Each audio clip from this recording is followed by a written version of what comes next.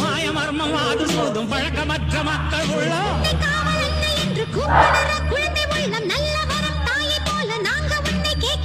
பூசை போட்டு கஞ்சி ஊட்டி வெற்றி மேள